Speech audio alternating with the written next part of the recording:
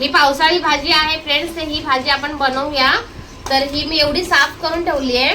ही नेमकी कशी साफ करायची मला अजूनही येत नाही, तर मी तुम्हाला दाखवते की मी कशी करते। तर हे असं एक एक काढून घ्यायचं।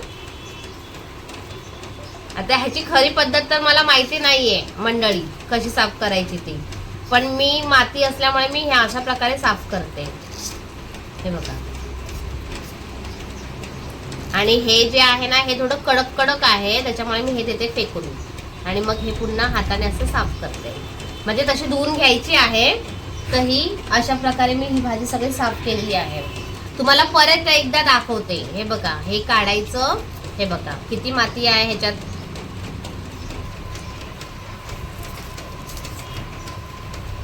तर हे असं काढायचं आणि मग हे ह्या भाजीला मेहनत आहे, पण ही खायला अतिशय रुचकर आहे आणि खूप चविष्ट आहे।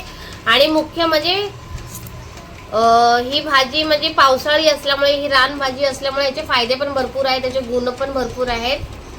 तर ही माझी भाजी साफ करून झाली आहे। तर ह्याला आता चण्याची भाजी टाकून ही भाजी बनवूया। तर आता माझी भाजी छान स्वच्छ साफ करून झाली आहे। हे बघा, अगदी 3-4 पाण्यामध्ये काढले मी धुवून। तर तुम्ही बघू शकता एकदम स्वच्छ आहे। आता ह्याला आपण ओबडधोबड कापू। ह्याला काय असं परफेक्ट बारीकच कापलं पाहिजे असं काय नाही, ह्याला तुम्ही ओबडधोबड कसंही कापू शकता। तर चला आपण भाजी बनवायला घेऊ। आता आपण भांड्यामध्ये तेल टाकून घेऊ। तर हे तेल आहे ना माझ्या तळणीचं तेल आहे। तर तुम्ही म्हणाल हे लाल कसं काय, तर आताच थोडं भाजी तळली होती त्याचं तेल आहे हे। तर मी हे टाकून घेतलं। ह्याच्यामध्ये आहे लसूण, कांदा आणि हिरवी मिरची।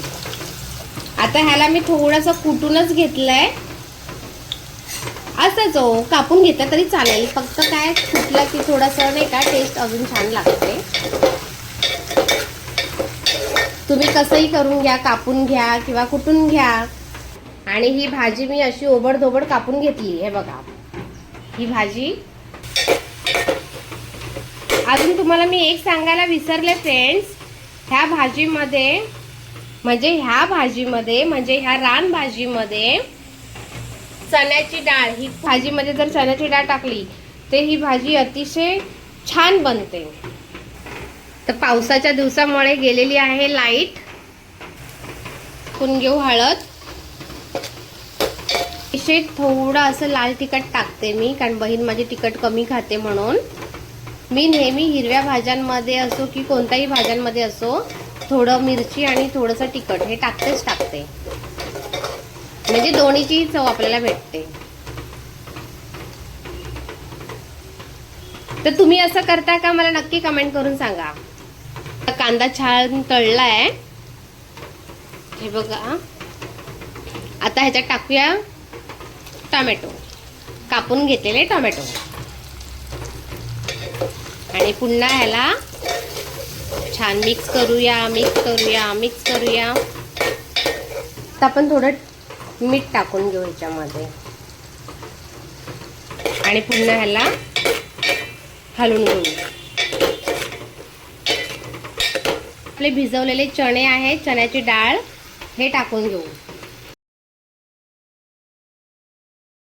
आहे, ती पण टाकून घेतली। आणि तुम्ही ही भाजी ना चण्याच्या डाळीमध्ये करून बघाच मंडळी, खूप खूप खूप छान होते। आणि ही फक्त वर्षातून एकदाच भेटणारी भाजी आहे बरं, ही वर्षभर भेटणार नाही। आणि आता सीझन चालू आहे, हा 5-6 दिवसाचा जो पाऊस आहे ना त्याच्यामध्येच ही भाजी येते, कळलं का। जर तुम्हाला ही भाजी भेटली तर तुम्ही नक्की घ्या आणि बनवा, अशीच बनवा माझ्या पद्धतीने। आणि पण ह्या भाजीचं नाव मला येत नाही मंडळी, जर तुम्हाला ह्या भाजीचं नाव येत असेल तर मला नक्की कमेंटमध्ये सांगा, म्हणजे मलाही कळेल।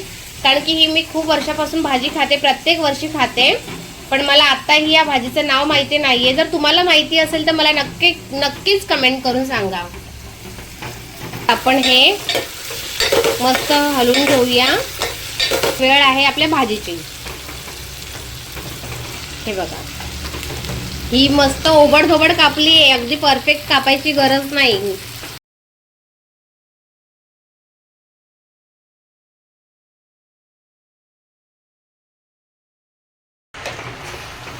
आता मस्त भाजी ही हलवून घेऊ. हे बघा छान. आणि तुम्हाला सांगू का, ह्याच्यात थोडं तेल ना जास्तच टाकायचं, थोडं नाही, म्हणजे तेल थोडंसं जास्तच वाढवू आपण, जसं नेहमीच्या भाज्यापेक्षा थोडं जास्त. आणि ही भाजी ना तेल सुटेपर्यंत शिजवा. सुटलं ना की भाजी खायला आपण तयार. भाजी हलवल्यानंतर झाकून ठेवूया. आता भाजी आपली तयार आहे.